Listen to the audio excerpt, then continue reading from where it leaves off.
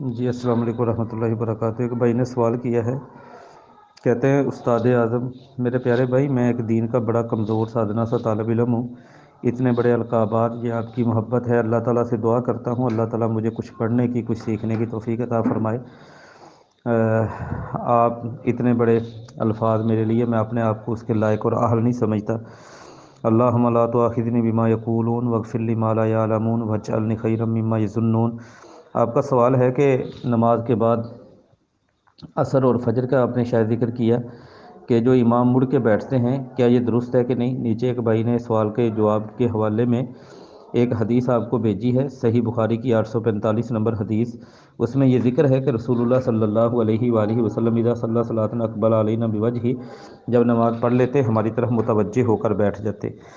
تو بعض لوگ اس کو سمجھتے ہیں کہ شاید یہ متوجہ ہو کر بیٹھنا بات چیت گفتگو کے لیے تھا۔ ویسے بھی اگر اس کو یوں بھی سمجھ لیا جائے تو دوسری جو روایات ہیں وہ اس مسئلے کی وضاحت کرتی ہیں، جیسے جامع ترمذی میں حدیث آتی ہے، جامع ترمذی میں 219 نمبر حدیث، سنن ابی داود میں 614 نمبر حدیث ہے۔ وہاں پہ لفظ ہیں واضح طور پر کہ نبی صلی اللہ علیہ وآلہ وسلم نے فلما قضا صلاتہ، جب اپنی نماز مکمل کی، ختم کی، انحرفا، آپ پھرے، جالساً بیٹھے بیٹھے، واستقبل الناس بوجہہ، اور آپ نے اپنا چہرہ قبلۃ اللہ، کعبۃ اللہ سے ہٹا کر، قبلہ سے ہٹا کر لوگوں کی طرف کر لیا۔ ایسے ہی براء بن عازب رضی اللہ تعالی عنہ وہ فرماتے ہیں، سنن ابی داود میں 615 نمبر حدیث، کہتے ہیں کنا اذا صلینا خلف رسول اللہ صلی اللہ علیہ وسلم احببنا ان نکون عن یمینہ فیقبل علینا بوجہہ صلی اللہ علیہ وسلم۔ کہتے ہیں جب ہم اللہ کے رسول کے پیچھے نماز پڑھتے صلی اللہ علیہ وسلم، ہمیں یہ بات بہت اچھی لگتی تھی کہ ہم آپ کی دائیں سائڈ پہ ہوں۔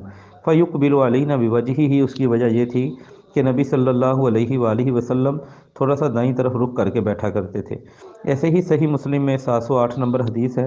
ان تمام حدیث سے یہ بات واضح ہوتی ہے، یہ پیارے پیغمبر محمد عربی صلی اللہ علیہ وآلہ وسلم کی سنت ہے انشاءاللہ۔